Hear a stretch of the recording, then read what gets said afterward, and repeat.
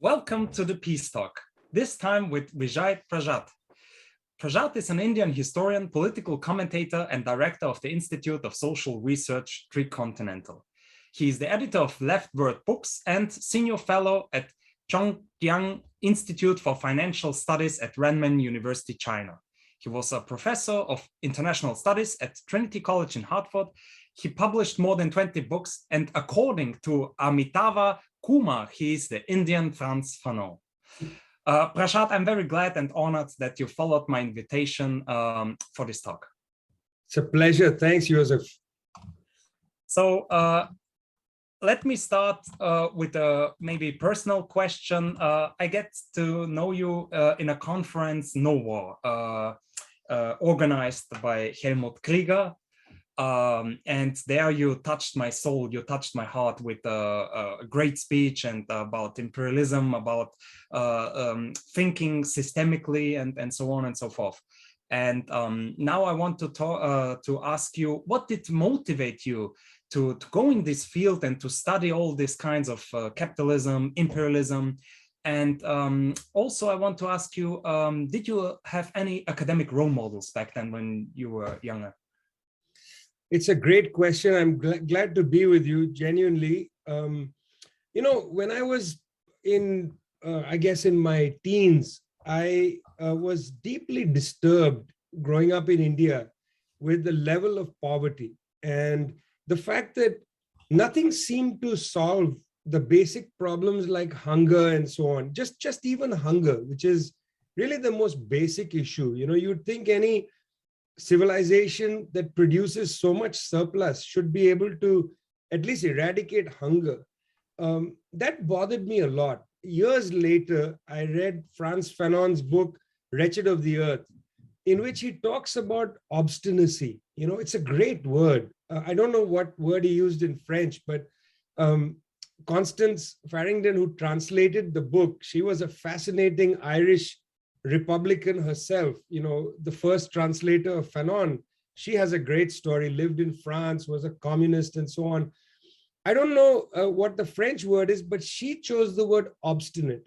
You see, there are some facts in the world, like hunger, which are obstinate.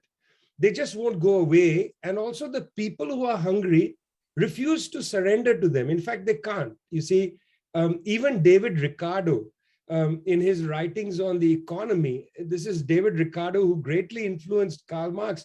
Even David Ricardo accepted that there is a minimum requirement of wages in order for people to survive, that the species requires a minimum. Well, we are much below the minimum, Joseph, in many parts of the world. And that really bothered me. And it set me going in a kind of curriculum of reading, of taking action in the world and so on, that taught me a lot. There are a range of people, of course, that I can name. Most of them, unfortunately, have left us. People like Samir Amin, for instance, the great Egyptian, or my own dear friend who left just earlier this year, Ejaz Ahmed, a remarkable man of breadth, of real learning, wisdom. I learned a lot from people like that. But to be honest, Joseph, the great teacher is the world itself. That is the greatest teacher of them all. I traveled to Austria a few years ago for a labor history conference that was held in a charming town with enormous factories, enormous factories. And I heard that had become, in the 1940s, a center of fascism. And I thought, how is that possible that the organized working class can go in that direction? That's reality teaching us something.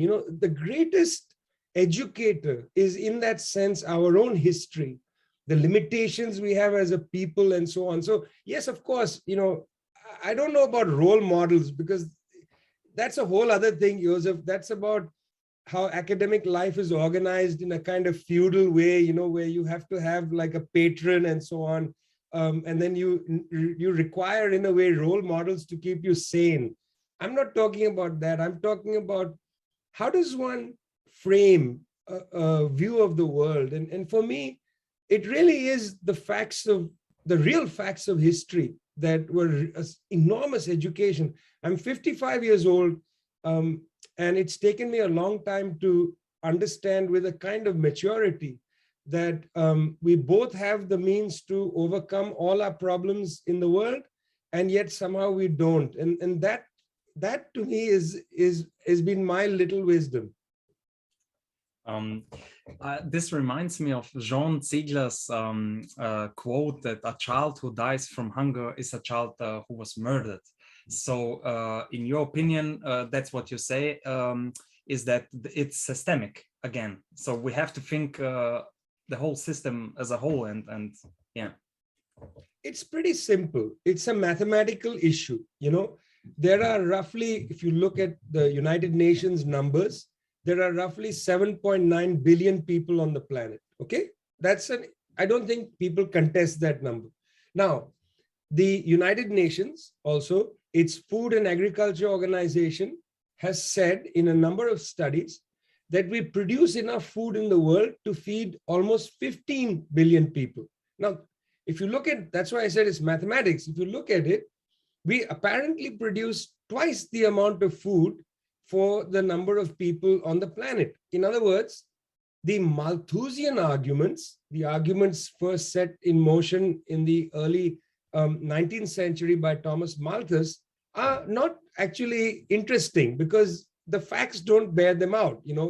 The food production has not been outstripped by population. Sorry, Malthus, the data is in the other direction. Well, if it's in fact true that there's more food than people, then the question should be raised, why aren't people eating, right? It's a pretty elementary question. If you ask children that, they would ask that question. You don't need a PhD or anything, or to have all those lovely books behind you. It's an elementary question. Okay, so one answer is that there's an enormous amount of waste. We throw away food, and also at the point of food production, there's an enormous waste. That's, I think, again, an uncontestable issue. There's a huge amount of waste. Humans produce much too much waste these days. Okay, but that's not enough. The answer, once you start peeling the onion, the answer in the middle of the onion is the following. There are some people who just don't have money to buy food. And the question then has to be moved from population size and food production to money. Why don't a lot of people have money to eat? Well, the only way to get money, or perhaps the only two ways, or three ways, I should say. One is you inherit the money from your forefathers. You can inherit the money. Secondly, you steal the money. I forgot about that way. You can steal the money from somebody. And the third is you go out there and you sell your abilities and you earn the money. Well, most people don't actually inherit money. When my father died, for instance, his bank account had 0 rupees in it, literally 0 rupees. Most people in the world don't actually inherit money. They may inherit small amounts of money, but not wealth, really. Secondly, most people don't steal. In fact, a very small minority of people steal. And this, of course, begs the question, what is theft and blah, blah, blah. After all, Pierre Proudhon had it very well. He said property is theft, but let's set that aside. That's a political debate. The third one is the real question. People just don't earn enough money. Why don't they earn enough money? Well, now we come to a whole moral landscape.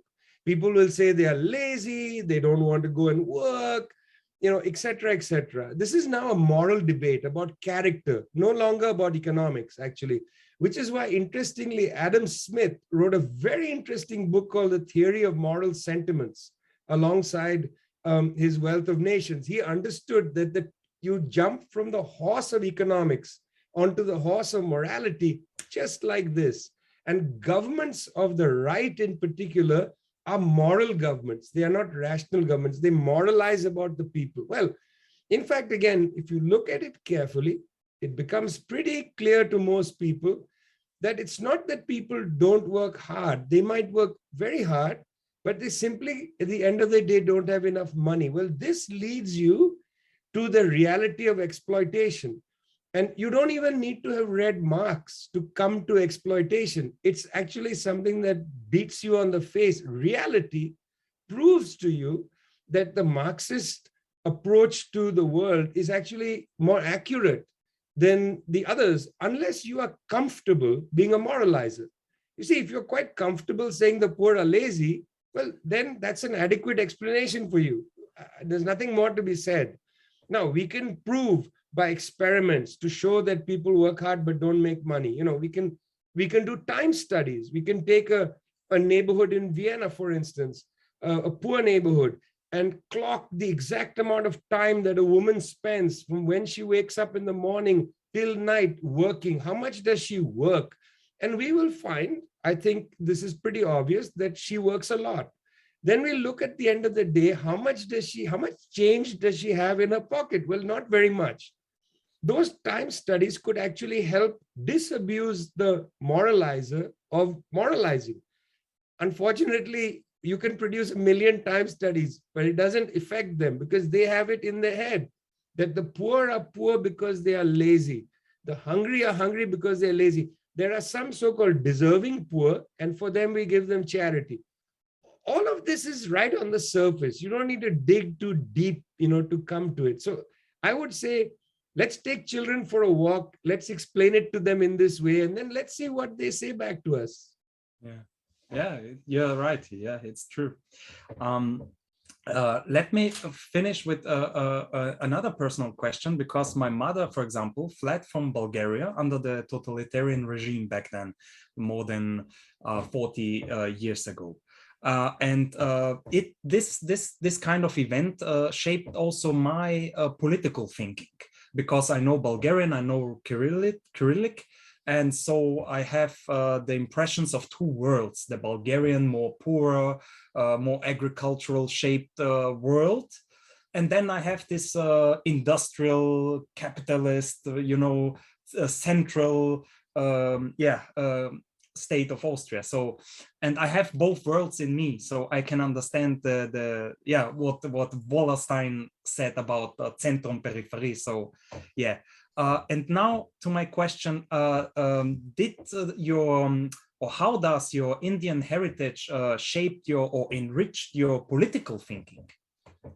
Well, let's go to your Bulgarian background first in order to take that journey. One of the tragedies of any kind of socialist experiment is it has to happen in a world that we inherit. It can't happen in perfection. And it turns out that for historical reasons, almost all socialist experiments took place in very poor countries. Even the Tsarist Empire, extraordinarily poor in comparison to Germany, Britain, and so on, including the United States at the time, which was already a booming industrial base in the north, in particular, from Chicago all the way out to Pennsylvania. So in that sense, one, we have to come to terms with the fact that all socialisms, including Bulgaria, took place in extremely poor agricultural societies, which had not actually transcended the second point. They hadn't transcended their past, particularly social hierarchies. These were worlds of wretched social hierarchy. I mean, look at Hungary. Hungary took to fascism in the 1930s like this. Why? Because Hungarian social structure was basically made for fascism. The barons, the extreme hierarchies, the racialized idea of superiority, and so on. So much of Eastern Europe, including the Tsarist Empire, inherited this sort of, hierarchies of the past. I mean, I am a great reader of Russian literature because we used to get these books basically free in my childhood from the Soviet Union, Tolstoy, Turgenev. I read them all cover to cover. And they painted such a bleak picture of society, where the Lord had absolute control in these areas, villages and so on. The pomp and circumstance. I mean, look, Western Europe has had a great deal of fun making jokes about Eastern Europe duchies and so on. I don't know if you ever saw that movie, The Mouse That Roared.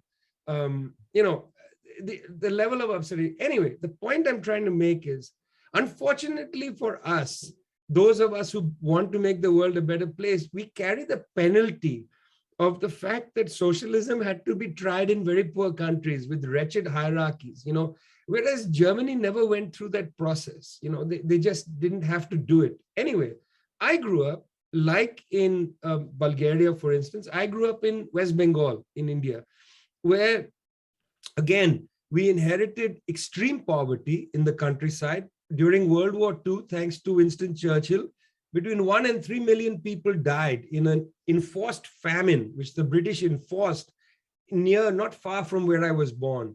We were very poor in terms of that area, very poor area, very underdeveloped, as it were, the landscape. Secondly, great hierarchies of caste, of religious difference, petty hierarchies. The poorer the country, the more petty the hierarchy, because the one who's on top is not so much richer than the one below. And because the gap between the rich and poor is not so high, the hierarchy is worse. They are more wretched, more cruel against the people whom they dominate. And when I was a 10-year-old boy, actually even younger, for the first time, when I was 5, the left came to power in an alliance in West Bengal. It was a very short-lived government. But when I was 10, the left came to power and then ruled for 34 years. So most of my upbringing, I had a communist government in West Bengal, a left front government. And the left front government did something interesting. It immediately conducted land reform, agrarian reform, actually, not just land reform, agrarian reform, because they went and registered all the tenants. They produced, decentralized administration and so on. This was incredible. I mean, before my very eyes, it was as if I was living in some era, that, I don't know, China right after 1949. But right before my eyes, I saw that the peasantry, the very much abused peasantry, getting confident. And that was an incredible experience. And even though things went wrong and there were lots of problems, and, human beings have to make changes, and human beings, as you know, are limited. So there were lots of problems, but still, what marked me deeply was that change is possible. And whatever happens, we may make U-turns, zigzags, whatever, change is possible. People can have a sense of power in their lives. That's meaningful to me, that experience. That's very inspiring, yes. So let me go further and ask you the next question. You are the director actually of the Tricontinental. So let us talk about this and explain to our audience what is it all about. You do social research there of equality or inequality. So let us explain what is it all about. Well, most people know about the World Social Forum, which had been created in opposition to the World Economic Forum at Davos. In 2015, the landless workers movement of Brazil held a meeting just outside Sao Paulo, where they invited political forces from Africa, Asia, other parts of the world to discuss how to produce something different than the World Social Forum. They decided to create a new entity called the International People's Assembly, which has now got 200 political movements all around the world and social movements.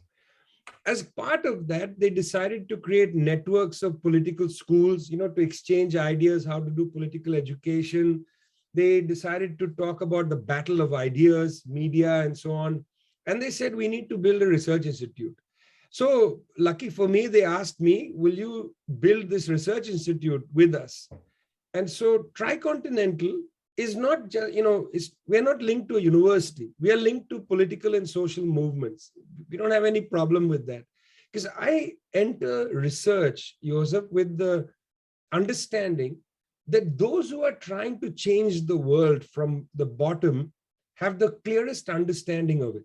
You see, because if you're a peasant movement and you're trying to do agrarian reform, you come up quickly against the limitations of action. You see, liberals, constitutionalists, they sit outside and say, well, if you change the law, these things can happen. But if you're trying to move an agenda, you realize what the world is actually built and made, what it's really made of. It's not made of law-abiding people, okay? You can change the law tomorrow, but there are some people who are not going to obey that law. And they are often powerful interests. They'll find a way around it. Powerful interests use their power to scuttle liberalism. Liberalism is only as good as the willingness of the powerful to adopt liberal ideals. The moment the liberal ideals clash against the property of the powerful, the liberal ideals are gone. I mean, liberalism is interesting. I don't have a problem with liberalism, but I understand its limitations. Why should powerful people accept laws which constrain them? They will use their power to smash the law or to go around the law, which is actually what happens more often. They allow the law to remain and then they find loopholes and various clever ways of going around, which is why nowadays naked fascism is not exactly necessary. You don't really need to overthrow the law. You just need to find a way to use it. Anyway, so we look at the world based on the premise of the people who are struggling. We do a lot of interviews with movement leaders. We want to amplify their views and so on. We took our name from two singular things. Number one, Tricontinental was a meeting held in Havana, Cuba in 1966 of people, political forces from Asia, Africa, Latin America. This was the radical side of the Bandung moment. That's our name. Now, you must know, of course, Institute for Social Research is, of course, stolen from the Frankfurt School. Now, I think that the mid-period of the Frankfurt School was very interesting. Why? Because you see, between Gramsci in Italy in the 1920s, actually, and into the 30s, till his death, between Gramsci and then a range of Frankfurt School theorists, and I'm not talking about the well-known people like Adorno and Horkheimer and later Habermas. No, not them. I'm talking about Siegfried Kracauer. I'm talking about, to some extent, even the work of Walter Benjamin and others. You see, they were transfixed with the ideas, how did fascism grip the working class? And that isn't something that really interests me. We cannot have an idealistic understanding of working class consciousness. We have to really come to terms with the fact that fascism is able to take hold of the working class. Look, you saw this in Austria. People were surprised to see the major gains made by the neo-fascist political forces. It was not the middle class that was voting for them. It was various sections of, either previous unionized working class or others that had gone with them, or the lower middle class, the classic class of fascism. So, we took the name from Frankfurt in a way, because I am actually of the view that this today is a similar period to the 1930s. It's not identical.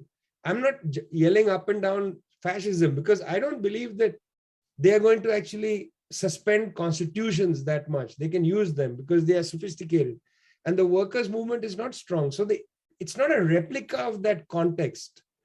But there is something about this period which resembles that period, where the elite is willing to destroy the world rather than to surrender its power. That's the similarity. Even in the 1930s, the elite was prepared to destroy civilization in order not to surrender power to the left, and that attitude of the elite, wow, it's there today. They are willing to destroy the earth, actually, let the planet collapse into some kind of carbon suicide rather than to give up their wealth. I mean, wow. Yeah, and even with nuclear warfare, we have the same game. So not only against the poor, but only elite versus elite. They're also not willing to give up. It's like two cars crashing. Yeah, it's amazing.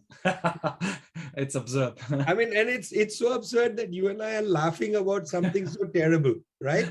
Because it's hard for the human consciousness to grasp this. We can only laugh because what are we supposed to do? Yeah, it's amazing, yes. I totally agree. Yes, and in my opinion, we are even going back to feudalism, like Thomas Piketty put it in his work, The Capital of the 21st Century, and he stated that there are signs that we are going back to feudalism. So this old hierarchy is coming back, and yeah, we can see it also. Chomsky always criticized the corporations as this dark thing that you cannot catch, and you cannot point the finger and tell who is it actually, who is it. In the past, you have the advantage, okay, you can point at the finger, okay, this guy is a bad guy because he installed hierarchy. But nowadays, you cannot point the finger at nobody, because hierarchy is like, what is it called? Like this gray area, you cannot, it's like a cloud. So, yeah. I mean, we have moved from what you might call concrete domination. Yeah. Exactly what you said, the lord, the king, the whatever, to abstract domination. And, you know, you can go and burn down any number of bank branches, but that doesn't, that actually damages those firms, those banks and so on. It actually has an impact. It's not, but it doesn't damage capitalism per se. And it's a complicated thing, because we are not, after all, fighting to destroy capitalism. And that's the difference between previous struggles in earlier epochs of history. When peasants went out there, you know, they wanted to put their pitchfork into the throat of the lord, you know, they wanted to destroy feudalism or slavery or whatever. In this mode, we don't want to destroy capitalism, we want to transcend it.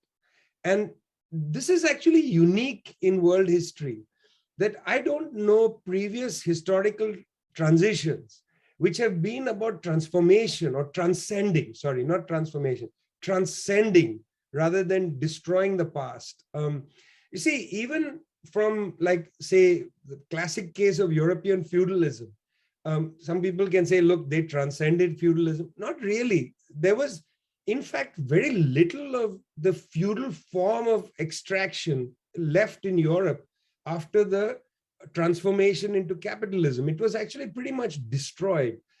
In some parts of the world, particularly in the colonies, elements of feudalism were retained, but only elements, not the system.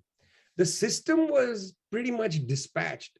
See, we want to transcend the system. That means we absorb a lot of it. Its scientific ingenuity, its capacity to produce the surplus and so on, you know, the amazing ability to increase productivity.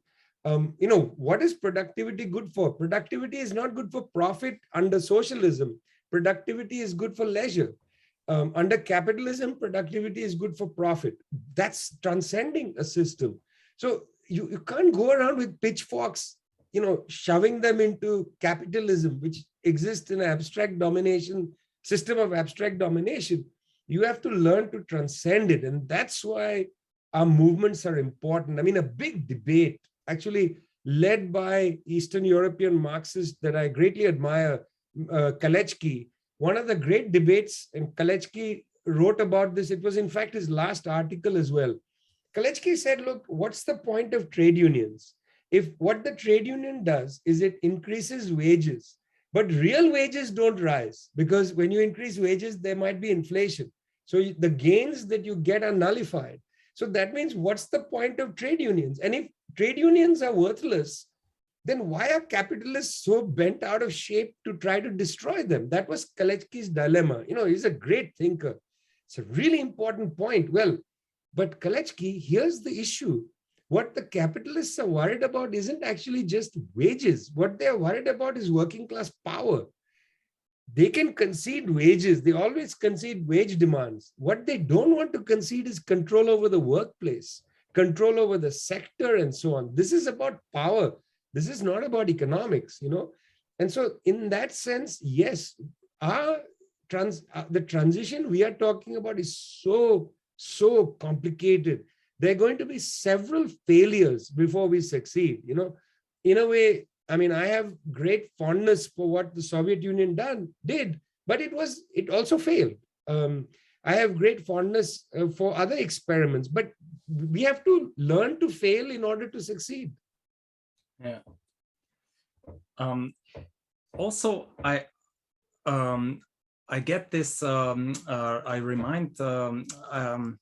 I remember this called the first accumulation, or how is it called, by Marx and Primitive accumulation. Yeah, and David Harvey then pointed out that there is this dispossession by accumulation, and when we saw the 2008 2009 economic crisis, and then the housing bubble crashed and so on and so forth, middle-class families were thrown out their own houses by police, by force.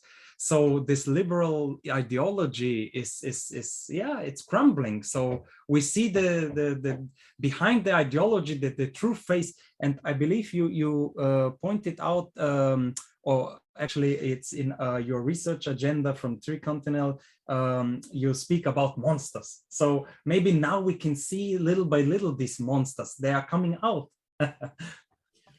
Yes, but they're also a figure of some complexity, because when the monster arrives, normal exploitation begins to appear to be okay. So the monster actually is like a mask, a dangerous mask. What Marx was writing about, and I remember trying to study German to read Marx. It was a great failure of mine. Otherwise, we could speak in German together. It was a great failure of mine. But anyway, there's a debate about how to translate that phrase in Marx. Is it primitive accumulation, originary accumulation, original accumulation, whatever? What he's making quite a simple point. I don't know what the debate is all about. He's saying that, look, before you can set in motion a capitalist system, somebody has to have a quantum of capital. Where does that come from? Like the Bible's original sin, where does the first tranche of capital come from? And then Marx says, look, it comes from essentially forms of theft, like colonialism, slavery, and so on, and the theft of the commons from the peasants, that produces the original wealth. And now the question is, in Marx, also in Grundrisse and other texts, he writes about how even when capitalism is matured, it continues to go and thieve every once in a while. So that, in fact, originary accumulation isn't a historical process alone. It's a cyclical process. And what Harvey talks about, accumulation by dispossession, in a way is part of the cyclical thing. Look, it's recognized by pretty mainstream people. Schumpeter, who was greatly inspired by Marx and by Keynes, Schumpeter talks about creative destruction. Well, let's see, what is creative destruction? What Schumpeter meant is when there is excess capacity, let's say in a sector, there are too many people making shoes. Well, some of them are going to go out of business, they will not survive.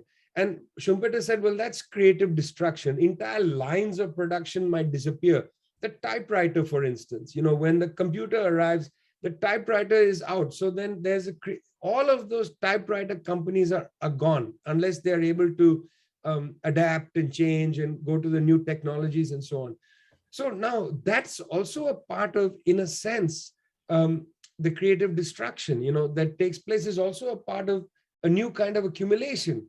What happened in the Soviet Union when it collapsed, the mass privatizations of public held assets were given away at a song. That was a form of cannibalization of the state, of wealth. All of this keeps happening. It doesn't just happen in the time of the 18th century or 17th century, but it's a repetitive motion. Well, now you have a particular problem. Largely since the fall of the Soviet Union, the left has not been able to advance an agenda anywhere in the world. Comes to power here and there, but it's having a hard time advancing an agenda. Liberals entirely gave themselves over to the whole philosophy of maintaining capitalism in an effective way. And because of the kind of declining profits in many sectors and the rise of rent-seeking companies, particularly in technology and so on, they just adopted the whole, ensemble of policies, which are basically accumulation by dispossession, privatization, commodification of water, of air, everything, they adopted these neoliberal policies. The neoliberal policies is basically primitive accumulation over and over again. And since they basically did that, there's no way to go to the people and say, hey, vote for me, I'm going to privatize more. After one or two privatizations, people clue in, this is not a great thing. And so they delegitimize themselves quite effectively. You see this in Europe, where social democracy, the old social democratic forces are basically all wiped out. In France, they've disappeared. In Germany, they are a pale shadow, even though, well, they could say, well, we won the election. I don't know if Olaf Scholz is actually, like a Willy Brandt social democrat. I think we're in a different period. In Italy, they are gone. Draghi is nowhere near a social democrat of the old school, even of the Christian Democrats, actually, of the old school. And so then the monsters appear. And what they offer is very clear. They come there and they offer to do two things, which I find very interesting. One, they always offer to use the fist to produce jobs. They're just going to smash the table really hard and jobs are going to fly off it. That's in the language of Trump. It's in the language of Orban. It's in all of them. And linked to that is this idea that we're going to smash the fist on the table. Jobs are going to jump up. Why? Because when we smash a fist on the table, we're going to squash the immigrants. And the jobs are going to come out of the lack of immigrants in our society. Immigrants are taking the jobs. So they return to an old, sordid, ugly trend in all our countries, a xenophobic, ugly jingoistic thing. They return to that. Now, you can prove it doesn't work, pal. I mean, you can get rid of immigrants and then guess what happens? Your own nationals are unwilling, because of racialized forms of employment, unwilling to do the things the immigrants were doing. Suddenly you have nobody picking strawberries. The United States faces it greatly. Suddenly you have this problem like in Morocco and Spain, where all these Moroccans were killed on the border. Why? Because Moroccans come into Spain and they basically maintain Spanish agriculture. Without Moroccan migrant labor, Spanish agriculture would collapse. So the monsters appear and say, we're going to do this. Well, good luck to you. And the next step is how we can link capitalism, what we are now explaining, to imperialism. So how is it linked? Well, imperialism for me is not a moral argument. Like the way we say it, I'm against imperialism. It's not a moral thing. It's a factual thing. So what do I mean by that? A couple of things. Number one, there are large parts of the world where wages are held down below a generally understood level. So for instance, in Zambia, miners in Zambia who mine the copper get wages far below any miner in the global north countries. Any miner, any industrial worker actually in the global north makes much more than that Zambian miner. Well, the reason to keep wages in Zambia down, or wages in Malaysia down, or in Bangladesh down, is that raw materials and finished goods, in textiles in particular, are extremely low priced. If you can keep wages in Zambia down, then the price of copper is very low. The price of copper, in my opinion, is artificially low. And therefore you can buy an iPhone every 3 years or 4 years, you can afford it. We did a calculation at our institute and found that iPhone is extremely undervalued at $699, $700. It should cost $10,000, $15,000 if you actually priced everything at the correct price. That's beyond the ability of people to buy it, okay? So in other words, a Zambian worker is subsidizing a northern customer of the iPhone, okay? Now, in order to keep their wages down, you create a lot of narratives. One narrative is that, they are black workers, they don't need this money because they have a different understanding of food, civilization, all of that. Racist ideas, in other words, to suppress wages at a cultural level. That's racism, and it's established, it exists. Now, if people start to organize themselves and create their own government and insist on getting a better share of the price of copper, they get couped. Their government is overthrown. The agencies come in and try to destabilize the trade union movement and blah, blah, blah, blah, blah. Extra economic force is utilized to maintain lowered levels of wages and royalties in many parts of the world. It's that exercise that I call imperialism. In other words, imperialism is rooted in the structure of the capitalist system. It's not a moral thing. Invading a country is not necessarily imperialist. That's merely an invasion. Russia's entry into Ukraine is an invasion. It's not a sign of Russian imperialism. If you want to talk about imperialism in different parts of the world, you need a deeper theory. India invaded Pakistan in 1971, then Bangladesh was created. That's not Indian imperialism. That was merely India invading a country. Imperialism is not a synonym for military action. If that were the case, then there are many imperialist countries around the world. Rwanda entering Mozambique would be a consequence of Rwandan imperialism, or Rwanda entering the Eastern Congo, the Goma region. We could call that Rwandan imperialism. See how ridiculous it sounds to talk about Rwandan imperialism. It sounds ridiculous because it is ridiculous. That's an invasion. And besides, Rwanda was acting on behalf of France, but that's another question.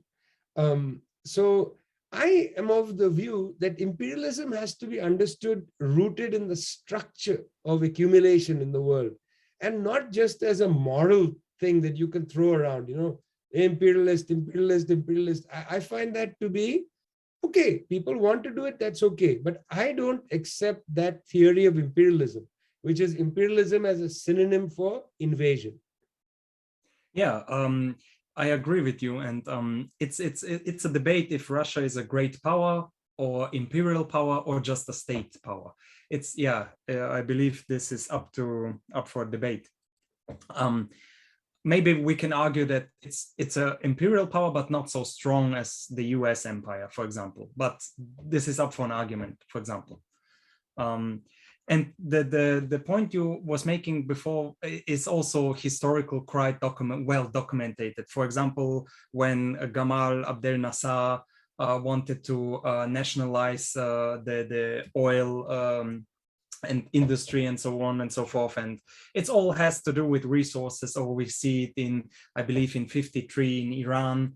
When Mossadegh, the democratic elected president, was thrown by a CIA coup, and so on and so forth. In Guatemala, we have this with Salvador Allende, and so on and so forth. So the history is full of this regime changes. Nowadays, we call it regime change, and it's a beautiful term. And it's a euphemism, right? It's a euphemism, regime change, because you're unwilling to concede that what has been changed was a government. The word regime has a dirty quality to it. I don't like this phrase. I prefer the older thing of coup d'etat. Yeah. It's a coup d'etat, Yeah. And in a sense, it's a coup de imperialism. Yeah. So let's move on to my next question. How do you see the role, especially of India and China, because they are also in the UN security, how is it called? The assembly, the UN Security Assembly. They didn't like the Western hemisphere, so to speak, the capitalist countries did not condemned, how can I say, Russia for the war. So it is a sign that they are on a different side on history, or maybe they have their own political agenda. So how do you see the role of India and China in the current Ukraine war? Is it a sign of a multipolar world order? Are they, so to speak, a coalition? Or how do you see this? Well, it's a very complicated question. So let's at least build up some blocks to help us understand this new house that's appearing. Number one, it's pretty clear that the dynamism in the world economy is no longer coming out of the northern states of the United States. You know, it's not even coming out of California. There is a buoyancy coming out of, let's call it East Asia, not just China, but the East Asian world. There is a buoyancy. That's the first thing to recognize. And linked to that is the historical fact of Eurasian integration. I think many European countries have come to understand that their integration across the Atlantic with the United States is fragile. Their benefits are minimal, and the financial crisis in 07-08 showed that up. So many European countries have signed up for the BRICS and Road, a Belt and Road initiative with the Chinese. Many European countries until 2014 recognized that Russian energy was the most rational thing for Europe. Piped energy through Nord Stream 2, much more expensive to get it through liquefied natural gas, much more expensive, to get oil shipped in and so on. Piped gas is much cheaper. And it's, of course, better than coal, better than nuclear, and so on and so forth. So the second point is this necessity, historical necessity of Eurasian integration. First time for a very long time, this is back on the table. You see, it could have been back on the table in the 20th century, but in a sense, the Iron Curtain falling across Europe prevented Eurasian integration. After the fall of the Soviet Union, the weakness of Russia prevented Eurasian integration. It's only now, after the world financial crisis, that Russian energy plus Chinese economic buoyancy has brought Eurasian integration onto the table. So that's the second point. The third point is that US, project in the world is fragile. It's extremely fragile. It has demonstrated it can militarily destroy a country, but it can't govern a place. Couldn't do it in Iraq, couldn't do it in Afghanistan. It's fragile as a world power. There's a lot of talk from Washington, but evidence suggests that they actually can't drive an agenda to help people's lives. The IMF, which is the economic side of US globalization, it's not a good word in most global South countries. Okay, that's a backdrop, that we got to face the fact of the integration of Eurasia. Okay, now, it's not just India and China and so on. Close US allies around the world, Japan, India, Mexico, unwilling to go along with the US narrative on Ukraine. One reason is they don't find it credible. You see, they just don't find it credible. They don't understand why the United States wants to either delay or disrupt Eurasian integration. They don't understand why the United States wants to destroy China, why they won't allow China to become a major country in the world. Mexico, close ally of the United States, has a long border with the US. Andres Manuel Lopez Obrador has made it very clear that Mexico is not interested in the US storyline. India, loyal ally, right-wing government, not interested. Japan, which is essentially partly an aircraft carrier for the United States, not interested, still trading. And by the way, Europe has renewed purchasing energy from Russia in the last 2 weeks. So the narrative coming from Washington is simply not reliable. This idea that Putin is a megalomaniac, it makes no sense to many people. And do you know why? Because until 2007, Putin was lionized as a great hero. It's only after the financial crisis that Putin goes to the Munich Security Conference and he says the world should not be ruled by one single master. You see, he says that in 2007. Until 2007, Western countries were saying he's great. We've seen this show before with Saddam Hussein. Also, until 1990, a great hero of the Middle East. Why? Because he was battering the Iranians.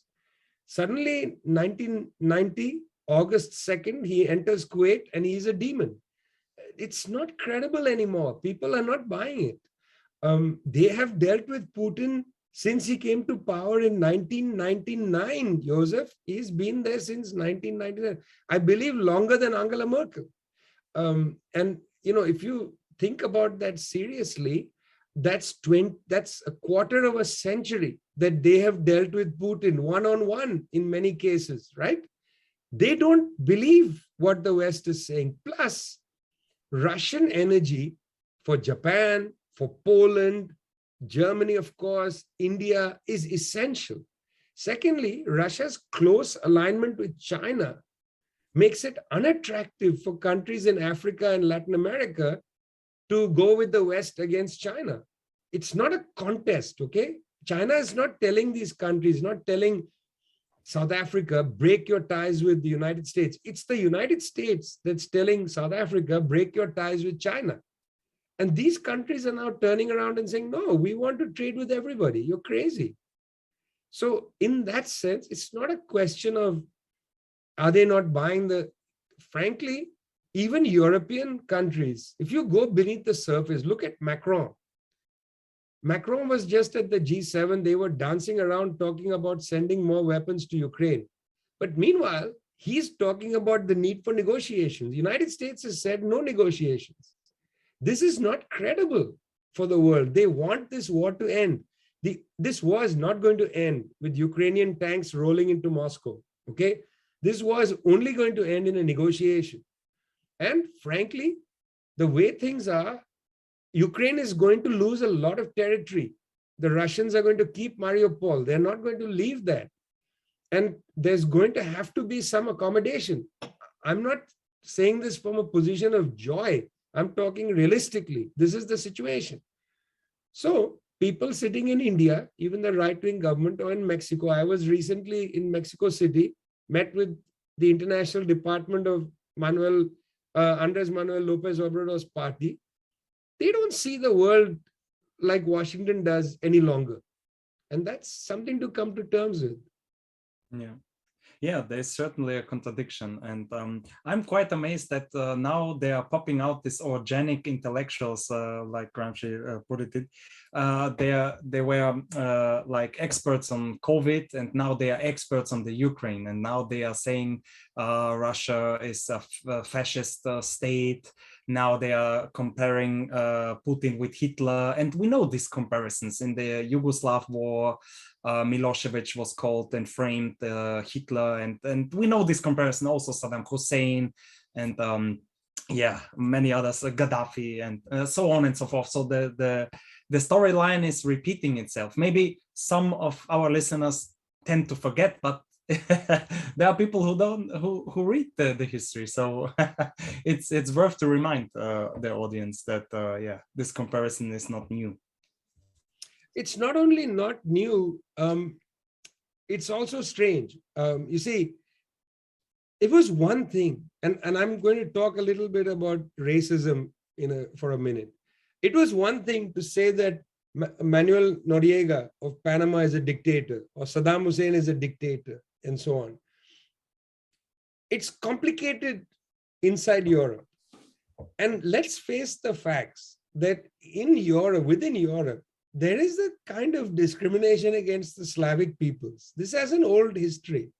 I remember in the 1990s, reading the way texts written by the kind of Brussels bureaucrats, the way they talked about Milosevic and all these people, it wasn't just about them as people. There was a lot about the kind of Slavic heritage, similar to Putin. There's a kind of way in which these places are seen to be somehow more authoritarian. Now, there may be authoritarian traditions that are there, and I said it earlier, right? There is an incomplete post-feudal history. Yes, that's true. Certainly not the case in Yugoslavia, where one of the things that the partisans did was they made sure that feudalism was completely eradicated. You know, they really did a transition. In fact, to self-government in factories and so on. Yugoslavia is quite an interesting story. It's impossible. Factories, the workers' union inside the factories and so on. That's right. It's impossible to talk about Yugoslavia as a kind of authoritarian society. Surely not. Maybe in some parts there were more fascistic heritages, like in Croatia, but that had been, by the 1990s, it was new forms of politics that emerged, not a return, a straight return, you know. Anyway, I think that the storyline about Mr. Putin is completely absurd.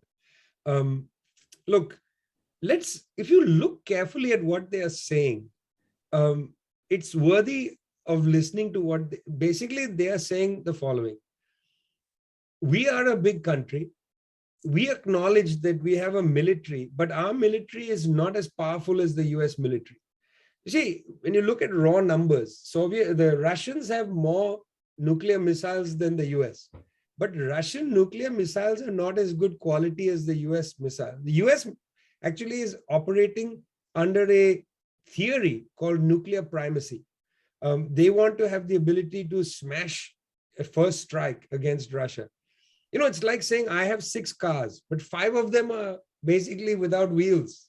You know, the Russian nuclear arsenal is not upgraded. It's not modernized.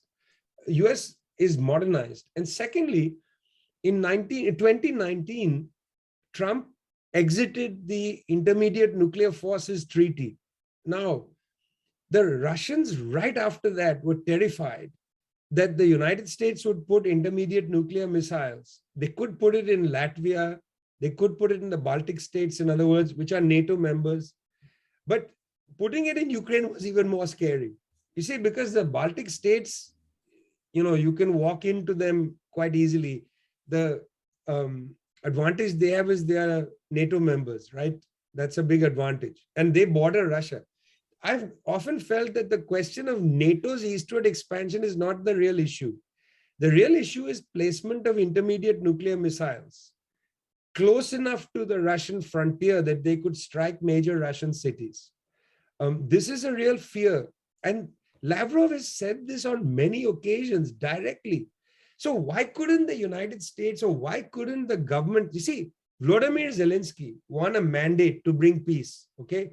Why couldn't Volodymyr Zelensky, and I know why he didn't, but he could have made a public speech saying, Ukraine is going to join the zone of peace. No nuclear weapons in Ukraine at all from anybody. We are simply, Ukraine, Romania, call them for a conference, establish an Eastern European zone of peace.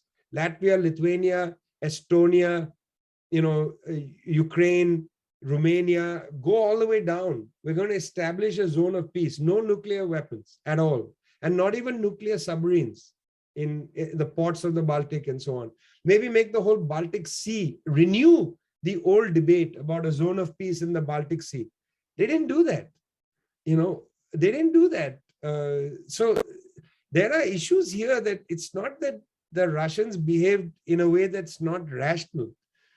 We got to look at all sides to understand things. I mean, you know, I was trained as a historian. I was taught to read all the evidence, not only the evidence of those who I want to see as the victors, you know. Yeah, and those who write the history are always the winners. So yeah, it's one-sided, yes.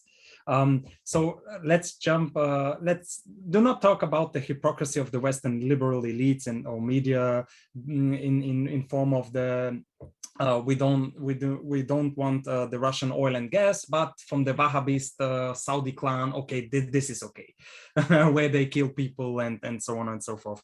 A few years ago, women could not drive a car, but let's jump right and do not talk about Biden, who quote he wanted Putin to be judged by the International Criminal Court in Den Haag, but it's quite amazing that the US do not recognize the International Criminal Court of Justice in Den Haag. So, but you talked about this on the Amy Goldman on the Peace and War report. So let's jump to the last question.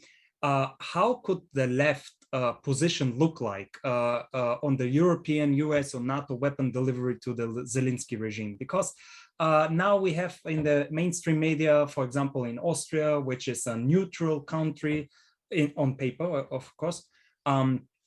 Now we have this dominant narrative that we should support the Ukraine with weapons. And this is the only way that our society can contribute to peace. So how can we stop? This is also a second question, maybe. How can we stop the Russian invasion? Maybe we call it Russian imperialism without supporting Western imperialism. So this is the two questions that are related to each other.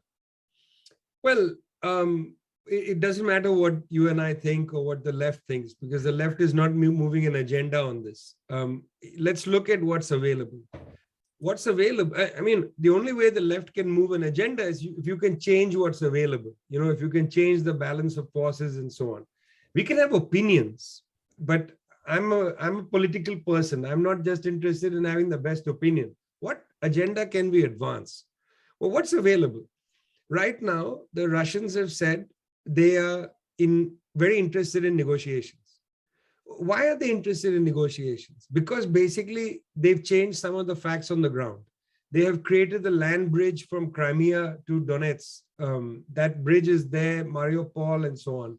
I don't think the Russians are actually interested in going into Kiev or even perhaps taking Odessa. I don't think that's their interest.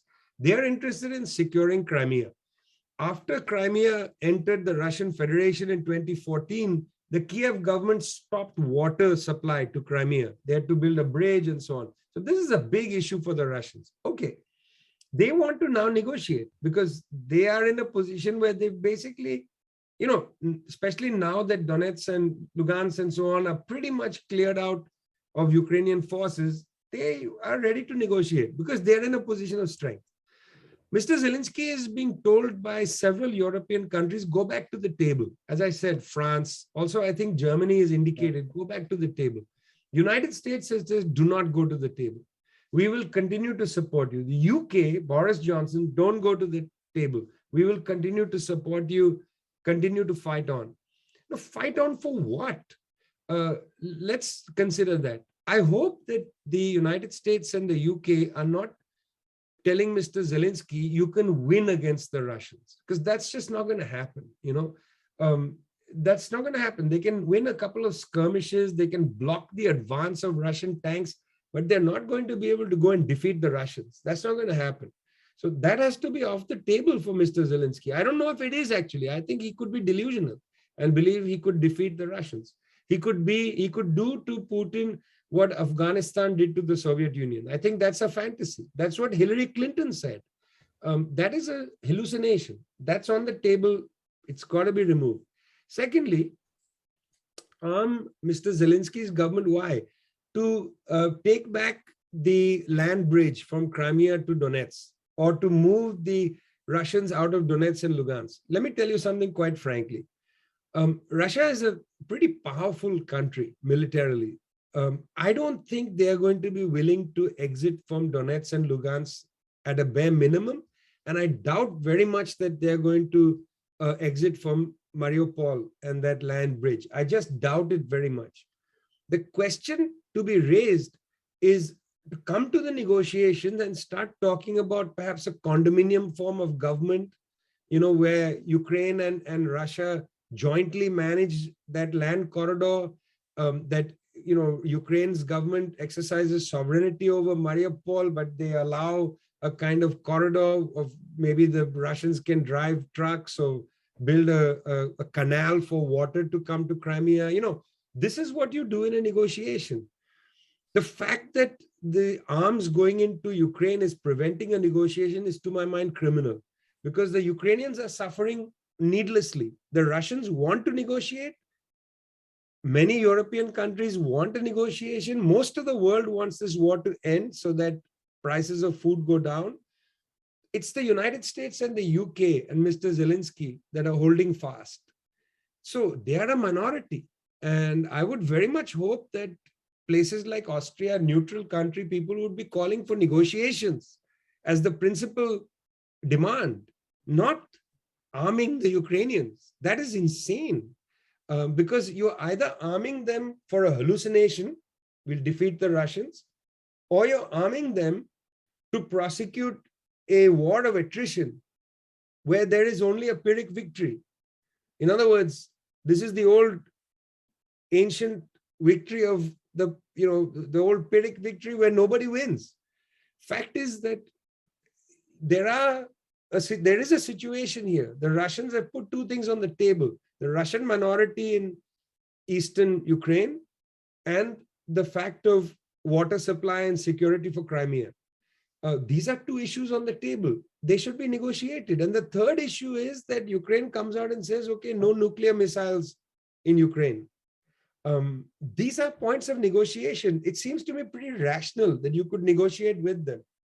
But I fear that what you're saying to me, and disturbs me, that even in Austria, the debate is around arming Ukraine. That's a hallucination. Give up the hallucination, come back to the facts. Yeah, and I read an article on foreign policy, conservative political analysis with the title, "Yes, the United States should weaken Russia," and it refers to Defense Secretary Lloyd Austin, and he stated to see Russia weakened to the degree that it can't do the kinds of the things that it has done in invading Ukraine. So yeah, if we think it through, what that means to weaken Russia so that it is not able to invade another country. So it basically means to destroy the Russian army. So yeah, it's... No, I don't even know what to say, because a lot of mainstream US foreign policy people have entered into a domain I don't understand any longer. I really don't understand. I mean, in fact, the attack on Henry Kissinger, who was the dean of this crowd of people in the Center for Council of Foreign Relations and so on, the attack on Henry Kissinger is emblematic of the drift into fantasy of people in this establishment foreign policy world. Kissinger basically spoke again from the facts. They have ceased to start the analysis from the facts. They start the analysis from fantasy. And that's very dangerous because they have a lot of military power.